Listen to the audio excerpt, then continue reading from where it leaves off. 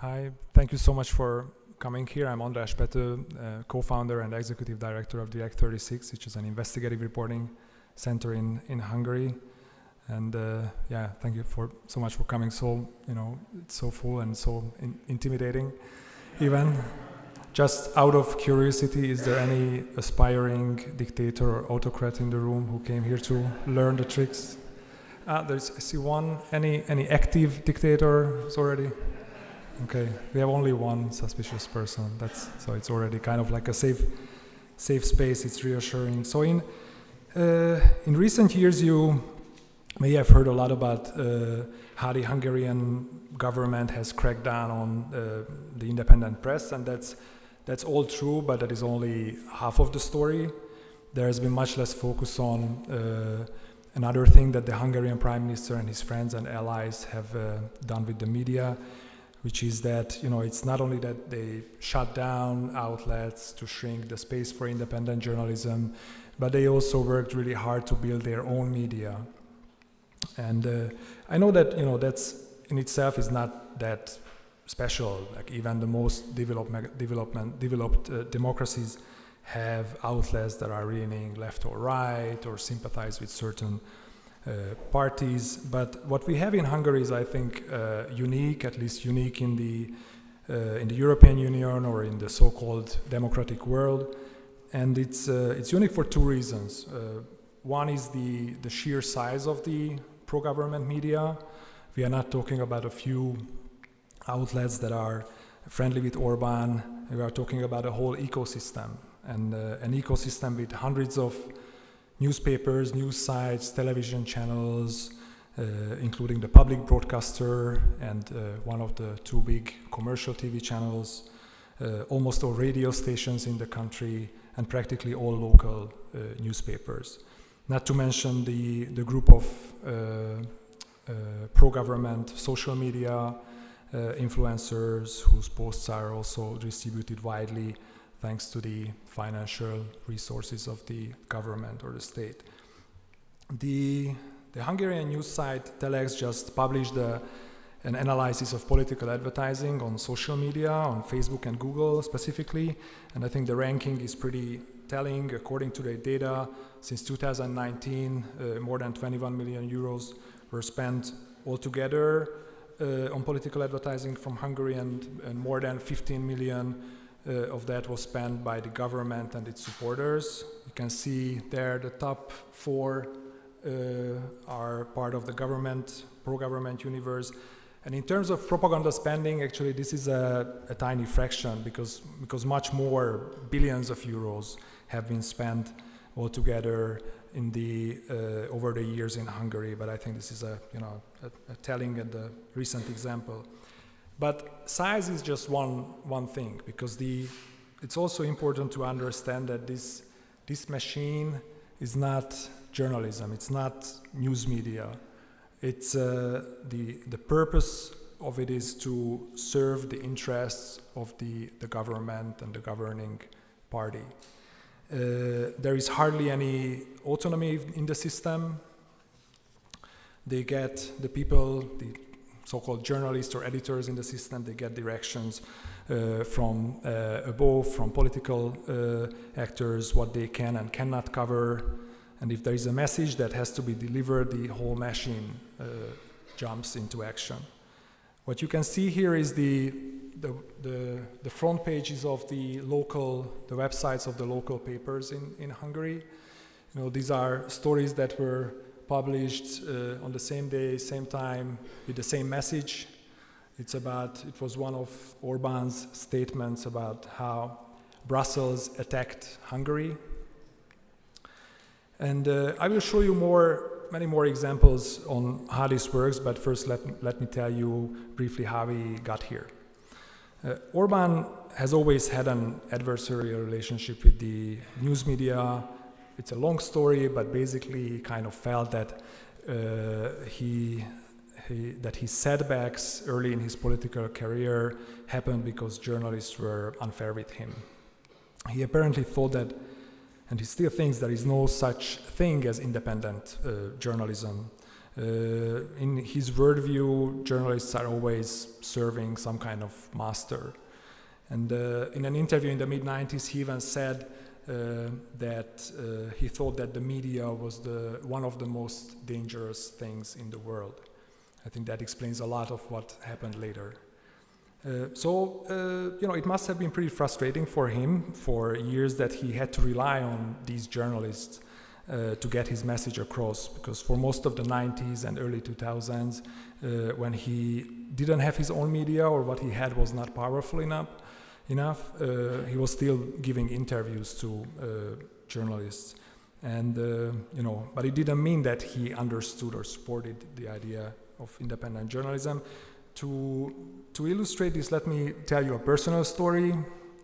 I also interviewed once Viktor Orbán back in 2006 when he was in opposition, but he was still already a powerful figure in Hungarian politics. He already had served as prime minister before.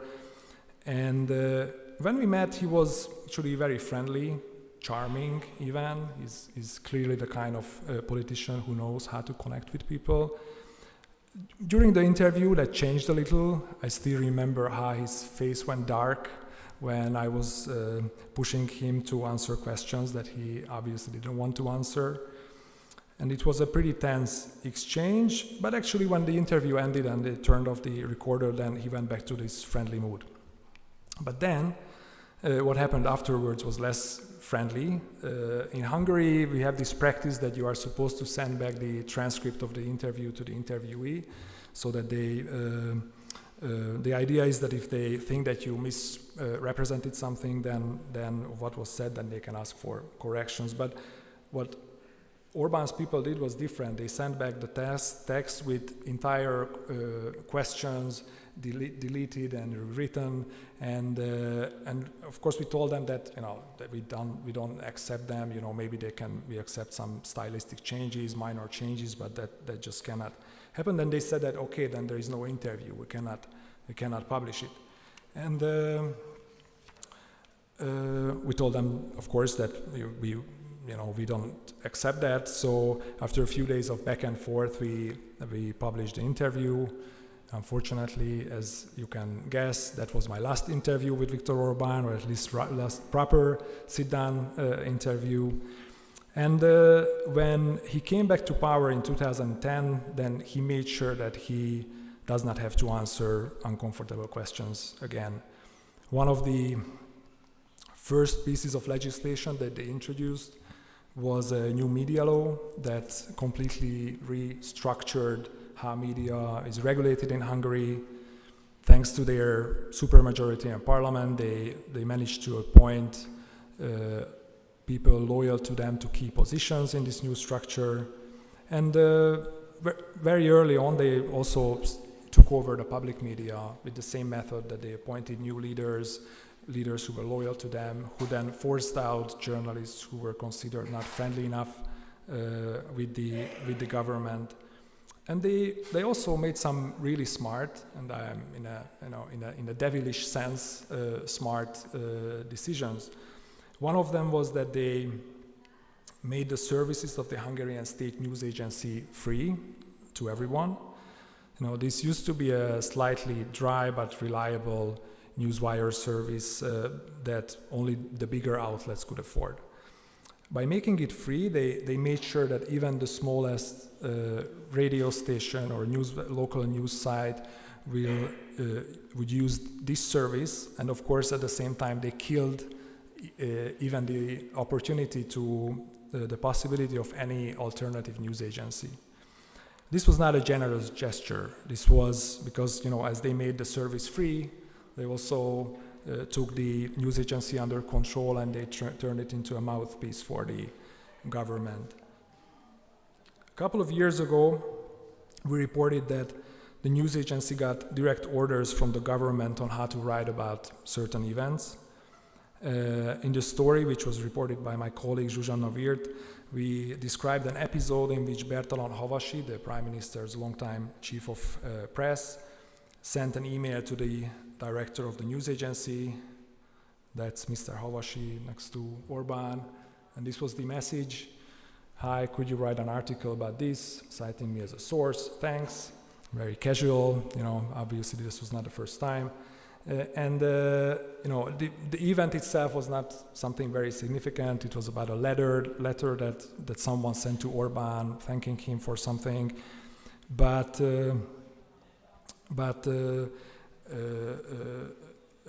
I think it's a quite informative example. And later Havasi also sent the exact headline and the lead that how it should be written, and the news agency followed the instruction word by word.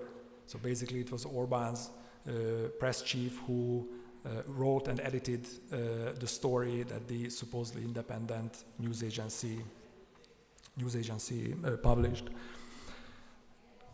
The public media was just the first step. Pretty soon they started to go after private media as well. I happened to work at one of the first targets. It was a news website called Origo, which had been a great place to do journalism for a long time. But around 2013, we started to feel that things were changing there. We got strange requests from the management of our publishing company. Who were told us not to, who were obviously under some kind of government pressure, and they were telling us not to pursue certain politically sensitive stories. When we resisted that pressure, then the editor-in-chief was forced out of his job, and along with several colleagues, I resigned, and then soon after, Origo was sold to a pro-government company or businessman. And now Origo, which was one of the most impartial and balanced outlets in Hungary, is now the flagship news site of the propaganda machinery. Here are some just recent, really kind of randomly, I picked these headlines. I will translate them in a second. These are showing how this outlet and the others are pushing the pro-Russian, anti-Ukrainian narrative about the war in Ukraine. There is a headline that says, "Breaking news: Putin was right." Zelensky crazy decision changes everything. It's about the mobilization plan.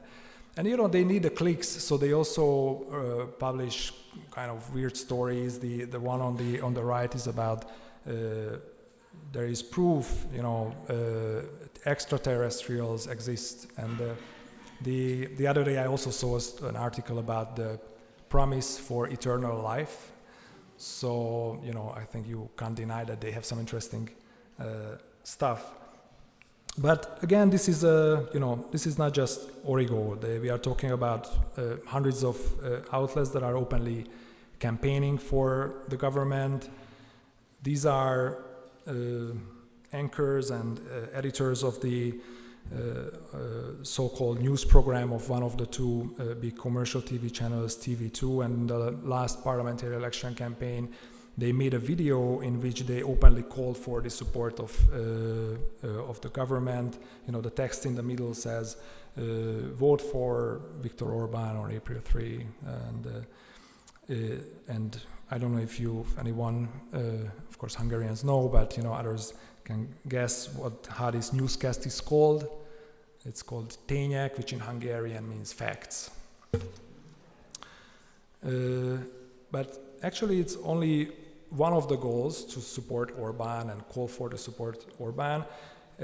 Another and maybe even more important goal of this machinery is to attack anyone who poses any kind of challenge or even the slightest threat to the government. This was a story from a pro-government newspaper in 2018 during a previous election campaign. The story was part of a campaign against Gábor Vona, who was at the time the leader of a right-wing party, Jobbik, which for a while seemed like a serious challenger to the government.